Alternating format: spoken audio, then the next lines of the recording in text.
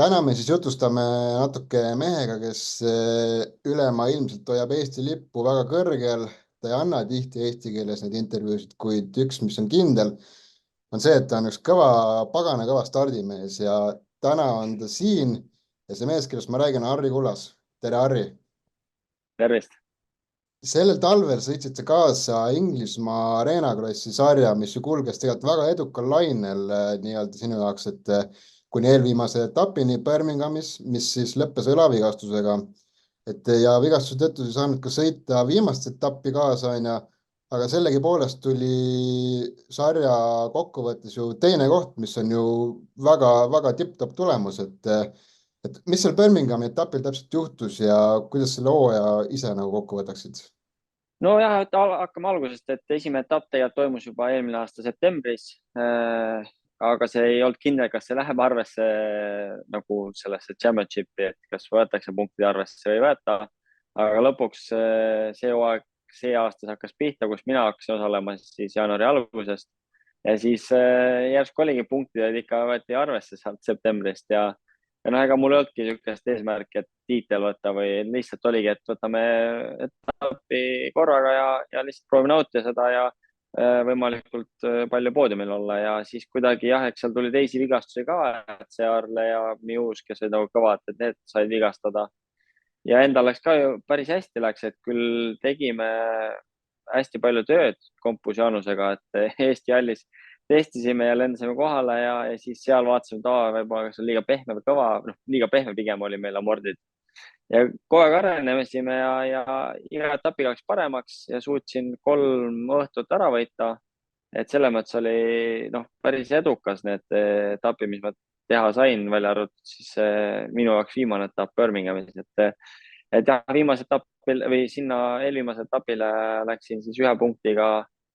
Olin teisel kohal juba, et täitsa reaalne võimalus siis tiitli peale võistelda ja siis Birminghami etapp oli siuke rada oli veits kõvem, et kui muidu oli pehmem pinnas, siis seal oli natuke kõvem, et siuke prantslastele sobilikum ja mul ei olnud hommiku ajasõidus nii head tunnet, kuigi sõitsin normaalse aja välja, aga mõtlesin, et täna too õhtu siis, et sõidaks finaali, et see on niisugune eesmärk ja siis mingid punkte ära tuua, et siuke hea start, probleemidest eemal hoida ja top 5 või poodium oleks super, on ju. Isegi nagu otseselt võidu peale mõelda, et meil oli Soberas ka sõitmas seal, et kes on päris kõva euro superrossi sõitja. Aga ühesõnaga siis jah, too õhtu kulges päris hästi, kahes eelsõidus võtsin 2 whole shot'i ja esimeses sõidus on teine, teises jõudsin siis ringi olla esimene ja siis just enne meie teisi hiite tehti nagu rada korda ja siis üks kurv nagu tehti natuke vähe paremaks, pandi vett ka, et seal oli pinnast rohkem. Ja siis järgmine järgi oli, et hüppad platoo peale 3 ja 2, aga ma hüppasin, sain sinna platoo peale nii kiiresti peale. Ma arvan, ma sealt sain nii hea kiirendus, et ma hüppasin nagu 3ndast üle 4ndasse vastu. Maandusin siis õhus, nägin, et läheb liiga pikaks, juba õhus olin valmis pidurdama ja siis, kui ma hüppasin järgmist kaksikut, siis mul jäi nagu põrkas nii üles amort, või sikkel ja et mul jäi esipidur peale. Maandusin, kohe esivatas alt ära ja nii kehvasti jäi see siduri käsi nagu lenksu külges üles ja tõmbas õla välja ja teadsin kohe, et nüüd on et peab kiiresti saama paika. Siis oligi nii, et Ashley Greedy, üks sõitja, kohalik sõitja inglane, et kes oli juba 2 jalga tõmmanud paika too päev, siis juba Mel Pocock, üks sõitja, kutsus Ashley siis sinna medicali ruumi ja siis medicali vennad ja Ashley tõmbasid mul õla paika kohe, et see on suht kiirelt paika. Aga nii pahasti sain ikkagi vigastada, et oli vaja operatsiooni ja siis tuli operatsioon ära teha. Aga kuidas sul praegu see taastumine selle õlaga läinud, oled sa praeguseks hetkeks juba terve või protsess veel käib? Ei, mul oli et hästi, selles mõttes oli lihtne operatsioon, et sihuke, et lihtsalt võeti üks luutükk siit ülevalt lahti ja see pandi siis siia õlakapslisse kinni 2 kruviga. Et see oligi ainult luudumise protsess ja siis oligi vaja õlg liikuma saada jälle tagasi. Et mul see käsi oli sidemes mingi päev ja siis juba võtsin ära 2 ööd magasin sellega, siis juba teine päev põhimõtteliselt olin käsi vaba, liigutasin nii palju kui sain kodus ja proovisin kogu aeg liikuma saada ja nii palju kui lubati ja nii palju ma tegin ja ja ilusti läks käima see taastumine. Ma alati olen hästi hoolikalt taastumist teinud, et sain kohe ilusti jaole ja tegime ilusti harjutusi ja kõik sujus kenasti, et mingit tagasilööki ei tekkinud ja sain ilusti trenni ka teha peale 2 nädalat ja siis jah, ütleme 5,5 nädala pealt oli mul arstikontroll Belgias uuesti ja tegime uued skännid. Arst ütles ka, et kas oled juba sõitmas käinud, ma ütlesin, ei ole, et ma ikka ootan su vastuse ära. Ta ütles, ai, õlg on väga tugev, ilusti oled taastust teinud ja väga tugev, et anna minna ja oligi järgmine päev läksime sõitma, et ütleme päev enne, kui 6 nädalat täis sai hoopis, ma olin juba tsikli peal ja noh, alustan siis sõitmist Belgias, rajad olid natukene märjad ja nagu, aga noh, okei, nad siledad, aga märjad ja siuksed sooned, et päris rasked olid nagu õlale esimesed päevad, et selles mõttes raske, et noh, õlg oli ikkagist nõrk ja rada oli nagu no, päris tehniline. aga ei, ilus tasapisi, võtsime hästi rahulikult esimesed päevad ja tasapisi läksin, noh, pingutasin rohkem ja rohkem ja siis surusin rohkem, noh, mitte isegi tegelikult ei surunud, et 2 nädalat sõitsin niimoodi hästi rahulikult, lihtsalt nagu mingi tund kuni 1,5 tundi päevas maks, et lihtsalt saadagi seda sõidutunnet kätte ja noh, sõiduga areneb kõige paremini see lihas ja samal ajal tegin ikkagi taastust ka, et ikka 2, 3, 4 korda käisin jõusaalis, tegin omad harjutused ära ja ütleme, nüüd on 3 nädalat oleme tsikli peal olnud, noh, 2,5 ja see esmaspäev oli juba 1. aprill oli siis juba esimene kross, mis ma Prantsusmaal kaasa tegin, et oleme juba täitsa tagasi võistluslainel. Aga kui ma vaatan neid videosid sellest Arena Krossi sarjast, siis kohati tundub, et päris segased sõidumehed on sinna puude kokku saanud, et justkui igas ühes on natuke Vince Freeze'id sees, et pannakse korralikult ikka külje pealt sisse, üksteisele hüpatakse sealt diagonaali ja värki, et eks on vahest käivad ka emotsioonid üle, onju, aga et kas see on pigem seal raja peal kõik, mis toimub või on mingit tsirkust seal bokside vahel ka saanud peale sõita? ütleme nüüd viimased aastad ei ole, et nüüd, kui peale koroonat see tagasi tuli, see Arena Cross, et siis, kui ma kunagi sõitsin 2015 ja 17, et siis kuskil seal vist oli ja et siis oli nagu see ikka päris karm, et siis ta pandi nagu julmalt nagu külje pealt sisse ja fluid lihtsalt läks, et kellel jalaluu läks, seeti kümpi ja no väga-väga julm oli. Mind lükati ka see Ashley Creed'i kunagi oli sihuke euro pinch freeze, et nagu julmalt tõmbas sisse ja esimene head-to-head oligi 2015 äkki või öeldi, et ole ettevaatlik selle vennaga ja see lükkas mind täiega otse üle põhu, pakkusid sise ja minule külje pealt sisse vastu betoonseina. Julm teema oli, aga nüüd nagu nad said karistada mingid aastad ja siis nüüd on nagu rahunenud maha see, et viimased paar aastat on nagu hästi mõnus olnud, et enamus on nagu Briti sõitjad olnud, aga kuna see aasta oli hästi palju vigastusi, siis võeti nagu välismaalt ka sõitjad, prantslasi ja noh, mina ka sain sinna sõitma. Ja ei, väga okei on olnud, et ei ole küll midagi probleeme ei ole tekkinud, et mingid T-bone'id on olnud, noh, siuksed kerged superrossi okeid, niisugused blockpassid, ütleme siis, mitte T-bone'id isegi. Et ega ma isegi esimene etapp sõitsin Muse'i pikali ühes eelsõidus, aga noh, see oligi racing incident ja kõik oli nagu fine ja et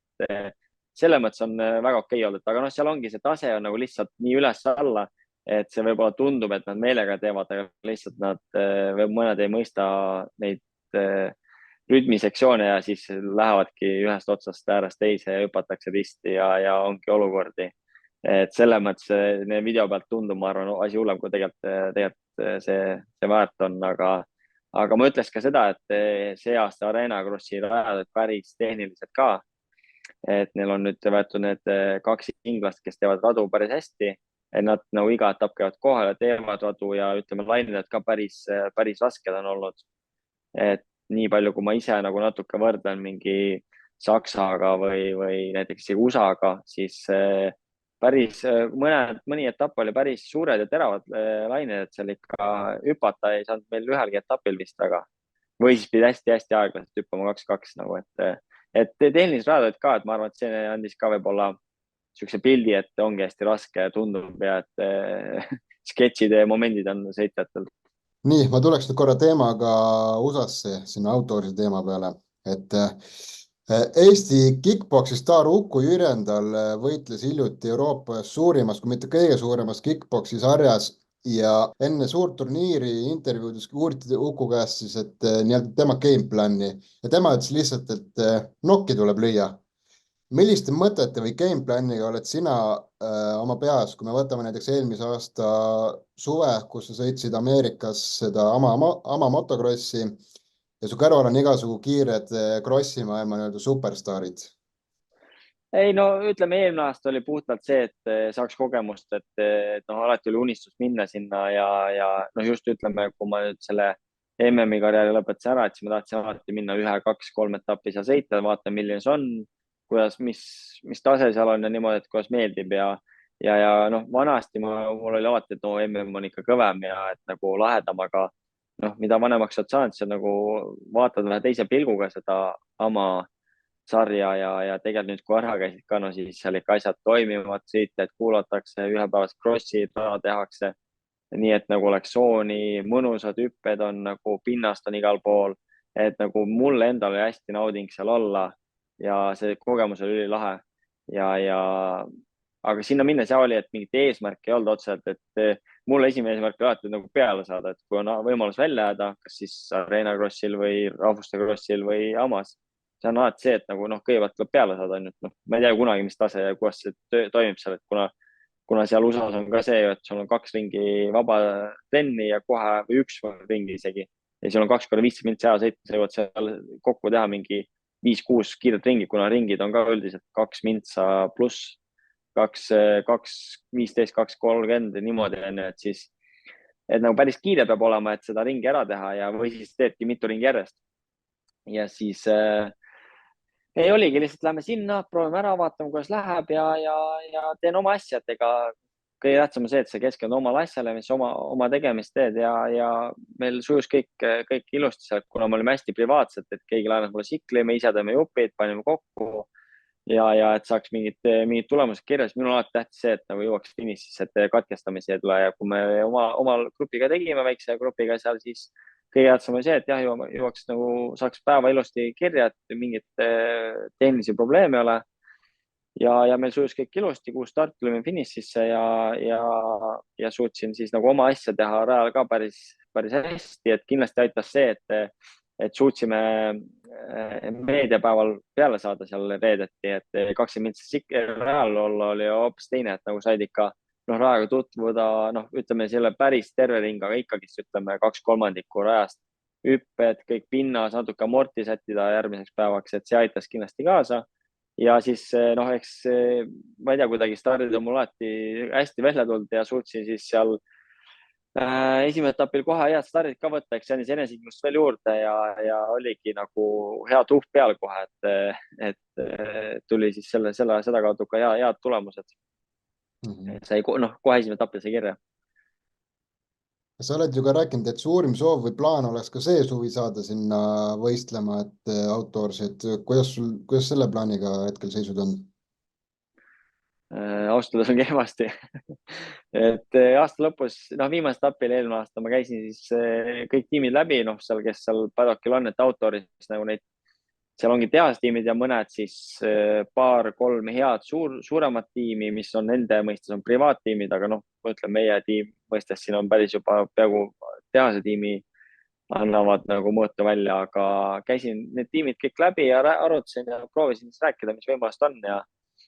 ja siis oligi, et nagu enamus ütlesid, noh, et plaanid on paigas, aga et kui keegi vigastada saab, et siis võib-olla sa oleksid esimene vend, kellele me võiks helistada.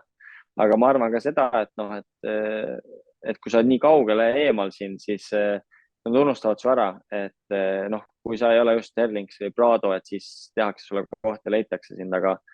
noh, et tulemused minu meelest head küll, et seal võiks sõita küll ühe hooaja, ise tahaks sõita, aga jah, praegu ütleme,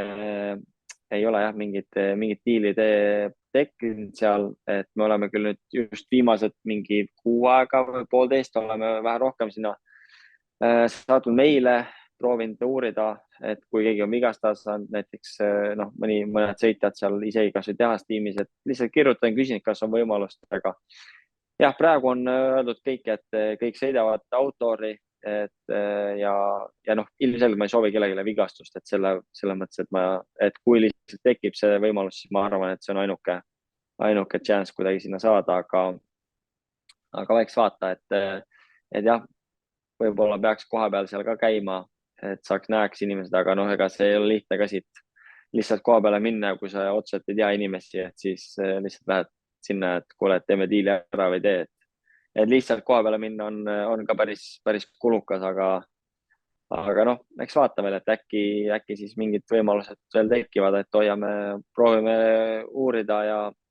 otsida, et kindlasti meil on abilisi USA-s ja ise tean ka veits mõnda kontakti Euroopast, kellega oleme nüüd siit rääkinud mõne tehastiimiga ja noh, nagu Tarvo Jurimaa meil USA-s on siis, kes nii-öelda noh, ta nimi on siis Puru ja arvatavasti kõik teavad Puru nimega paremini, et Puru on ka aidanud meid seal proovida ajata, leida mingeid võimalusi, et eks vaatame, mis annab teha, et veel natuke on aega, et äkki tuleb midagi. Õnneks on ju veel natuke aega nii-öelda, et kunagi ei tea, kui järsku võib tulla kuskilt mingi pakkumine, on ju. Aga sul on ju nüüd tekkinud ka sihuke vähe eksootilisem pakkumine või isegi leping nii-öelda mõneks ajaks, et äkki sa avaldad meile natuke selle diili tagamaid? Nojah, oligi, et sügisel, kuna mu see Inglismaa tiim lõpetas ära, siis oligi, et midagi peab tegema, on ju, ja siis aga noh, ütleme MM-i ma olen karusselli näinud, sinna ma nagu väga ei surunud, ei mõelnud sinna ja otseselt nagu ei tahtnud või nagu ei olegi soov enam väga seda MM-i sõita, et just oligi see AMA soov, et tahaks sinna minna. Aga kuna AMA-st ka nagu midagi otseselt kindlat ei olnud ja mulle tehti pakkumine siis talvel Brasiiliast, siis mõtlesin, no miks mitte, et vaatasime vähe, veeretasime seda lepingut edasi-tagasi ja saime nagu päris okei lepingu. Noh, mis nagu oli nagu selles minule nagu mõttekas juba siis nimi alla panna, et nagu siis vähemalt on midagigi endal olemas, et see sari on niimoodi, et see on 7 nädalavahetust ja hakkab märtsist kuni augustini, et üks nädalavahetus per noh, kuus siis on ju, et mais on ainult 2, et mõtlesin, et noh, et paneks selle nime alla, et see on vähemalt midagi olemas, et seal on siis KTM-iga oleks sõitmine aga siis, et noh, ülejäänud pakett nagu peaks ka midagi tegema, on ju, et kui ma ainult korra kuus käin Brasiilias, et siis nagu see oleks ka liiga vähe, on ju. Et aga siis ma vaatasingi, et noh, USA kalender läheks nii hästi kokku, et ainult üks Brasiilia etapp läheks katuks. Aga nüüd ongi siis nii, et kuna nüüd mul jäi see esimene etapp vahele ja nüüd teine ka, mis nüüd see nädalavahetus tuleb, siis nagu me tegime nüüd selle lepingu nii, et see on etapikohane ja kui nüüd näiteks ma saangi USA stiili, siis ma ei pea Brasiilias sellepärast minema, et ma saan USA-s näiteks sõita selle täishooaja. Aga noh, ühesõnaga, et kui USA-st ei teki midagi, siis ikkagi Brasiilia jääb. Seda on Brasiilia hooaja lõpuni, mis on siis nüüd jääbki siis mais 2 nädalavahetust, juunis 1 ja augustis 1 on praegu kalender. Aga noh, midagi peab tegema muud ka, et ainult 4 nädalatust ei sõida aastas, et hooaja peale, et kui USA-s ka ei tule midagi, et siis olemegi siis siin proovime neid Prantsusmaa lahti, tähendab Prantsusmaa neid külakrosse teha, kus siis on nagu päris suured kas auhinnarahad või starirahad ja siis on palju rahvast käib, et need on üllahedad krossid, et nagu mul on nagu alati meeldinud seal käia ja siis sõidame siin-seal, kus võimalust on, et praegu on plaan ka teha esimene Adaki etapp kaasa. Et mul endal ongi, et mul on Husqvarna pill, millega ma siis üks pill, millega ma trenni teen ja võistlen neid siis väiksemaid krosse ja Kadaki lähen siis selle enda pilliga. Ja siis Brasiilias on KTM, et noh, pillid on samad raamid, et Amorid on mul kogu aeg olemas ja Ajo ka ja siis nendega siis reisin igale poole, kus siis vaja minna. Kas seal Brasiilia sarjas sõidab mõni laiemale krossi pundile tuntud nimi ka või on seal pigem niisugune mittetuntud nimed, kes seal sõidavad? Noh, kes teab, ma arvan, nüüd selleks hooajaks kõik seda nime teavad, on Stefan Rubini, et prantslane, et tema nagu tegi ka diili sinna ja et nüüd sööb tervet seda välihooaega seal, nagu ma aru olen saanud ja siis on hispaanlane, üks Campano on seal hästi mitu aastat, seal mingi 15 aastat sõitnud Nüüd viimast aastat on Paulo Alberto, üks Portugali sõitja, kes on nagu teinud karjääri ja võitnud seal Arena Krossi ja Väliskrossi ära. Ja ega seal ja siis mingi paar kohalik on ka, kes noh, on natukene võib-olla nagu mõistavad vähe kiiremini sõita, et Fabio Santos oli näiteks seal rahvuskrossi ka nüüd eelmine aasta ka sõitis, et ja siis võib-olla sihuke nimi, keda võib-olla mõni eestlane, soomlane teab, on siis on Miro Sihvonen, et läks ka see aasta sinna sõitma, aga jah, rohkem seal nimesi nagu väga vist ei olegi, ega ma ise pole ka nagu väga uurinud, aga jah, Trubini ja Sihvonen läksid see aasta sinna ja siis see Alberto on nüüd olnud seal mõni aasta, kui on võitnud ära. Sellisel tasemel, nagu sina sõidad, on ju kindlasti ka suured pinged, et igal sportlasel peab olema või on mingisugune kõrvaline tegevus, millega ta suudab korraski enda nagu pea tühjaks teha ja ennast vabalt tunda, et mida sina teed, kui on vaja krossi elust ennast korraks välja lülitada? Ma ei oskagi öelda. Ütleme, kui hooaeg hakkab pihta, ega siis see on ikka igapäevane 24/7 töö ikka, et kuna ma olen juba mingi 8 aastat teinud oma trennipilli, mingid aastad isegi võistluspille nagu praegugi. Noh, mul on küll abilisi palju olnud, et kutsun kellegi appi alati, kas autoga sõitma või siis nagu mõneks crossiks nagu mehaanikuks, aga et hästi palju pean isiklikult ise tegema, et selle peale läheb päris palju aega ja energiat, peab planeerima jupid, tsiklid, siis autod valmis, siis noh, mulle meeldib nagu päris korralikult trenni teha, et siis nagu trennid sujuksid nende kõiki tsikli kõrvalt, et nagu, et mul jah, otseselt nagu ei olegi nagu sihukest mingit teatud kindlat asja, et nagu mida siis teha, nagu ei võta aega maha, et hooaja lõpus kindlasti siis nagu siis teedki midagi muud, et ütleme jah, kui ma Belgias olen, siis nagu otseselt mulle piisab, kui ma ongi võib-olla trenniga saangi ennast nullida või ongi nagu raske nädalpäeval, siis ma ei tea, lähed rattaga sõitma, et rattatrenn on nagu sihuke hea rahulik, ilus ilm ka on veel, siis on eriti hea sihuke pea nagu saada tühjaks veits ja ma ei tea, mõnikord ma ei tea, kui ütleme, kui sõpru on, et sõpradega ongi lihtsam ka, et kui Eestis oled, siis ma ei tea, teed midagi ja saad kokku või nii, aga jah, mul sihukest nagu, ma ei tea, mul ei ütleks, et niisugust vajadust oleks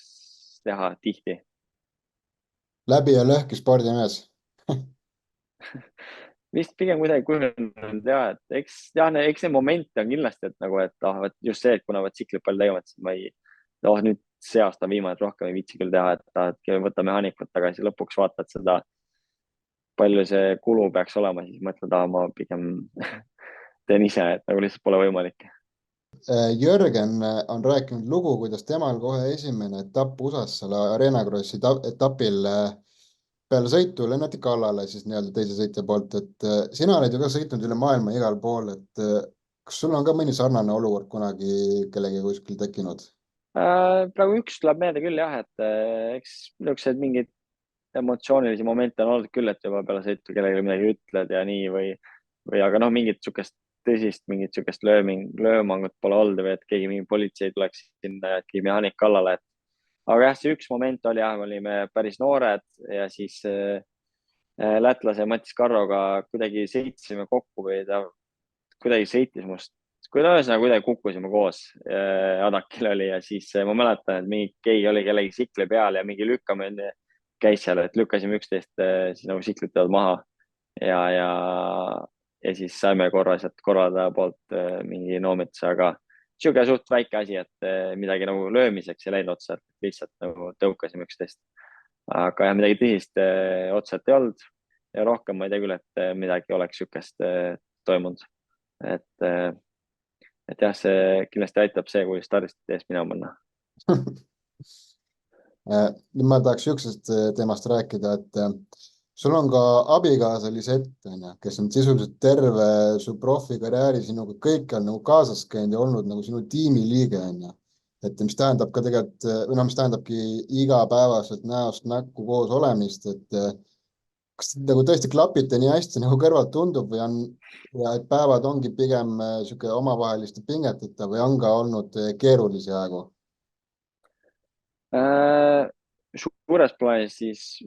ikka meil ikka sujub ülihästi, et ma arvan, et isegi võib-olla mõnikord paremini, kui kõrvalt tundub, et me nagu noh, ütleme üksteise nagu niimoodi noh, konkreetseid asju, aga mõni no ongi, et või ütleme välismaal, et inglased ka küsivad, miks te nagu riidute omavahel, aga ongi, et me sihuke nagu eesti keeles räägimegi nii, aga ei nagu me saame nagu väga hästi läbi, et ma ei, et ongi, et me tegelikult oleme ülipalju koos, et see aeg, kui me olemegi Eestis aasta lõpus, siis tal noh, kuna meil on no cross ei ole, siis tal on võimalus siis käia tööl ja saabki olla oma sõbrannadega või midagi muud teha, et proovimegi nagu see aeg nagu off-season'il olla nagu mitte, et oleme eemal üksteisest, aga ei olegi, et iga hetk peame koos olema ja et noh, mõni sügis ongi mul olnud hästi palju mingeid laagreid, olen nädalavahetusel ära, käin mingid Jörgenit näiteks krossi aitamas või teen Eestis laagreid või Soomes laagreid või mida iganes, et siis nagu olemegi natuke rohkem eemal. aga jah, siis nii kui hooaeg hakkab pihta, siis me läheme koos üldiselt Belgiasse, reisime koos noh, viimast 5 aastat Inglismaal ja enne seda siis MM-i, et jah, see on ikka väga suur osa, et ilma tema abita see kõik see pakett ei oleks nii professionaalne kindlasti, et nagu ma ütlesin enne, et kui ma teen tsiklit ja trenne palju, siis tema aitab mul siis kõik ülejäänud toimingud teha, et eks meil on vaja kõik noh, lennud bookida, raamatupidamist teha, noh kindlasti süüa, kuna mulle meeldib süüa palju, et siis sellega on igapäevane toimetamine ja siis poes käigud ja see ongi nagu sihuke üks väike tiim oleme, et üks jah, seda on nii professionaalselt, nagu ma teen, on täiesti võimatu teha. ja et me oleme ikka päris super tiim, et oleme suutnud jah, nagu üliheas nagu suhtes olla selles mõttes, et me ei lähe nagu ja ma ütlengi, meil ei olegi, ma ei mäletaks, meil oleks niisugust keerulist hetke kunagi olnud, et nagu, et nüüd keegi ei viitsiks või oleme tülis millegipärast, et noh, mingid väiksed tülid ikka, see käibki asja juurde, aga et niisuguseid väga suuri keerulisi hetki meil ma ei ütleks, et meil oleks olnud. aitäh sulle, Harri, et sa leidsid minuga aega selleks kiireks vestluseks, et minu jaoks oli väga huvitav jutuajamine ja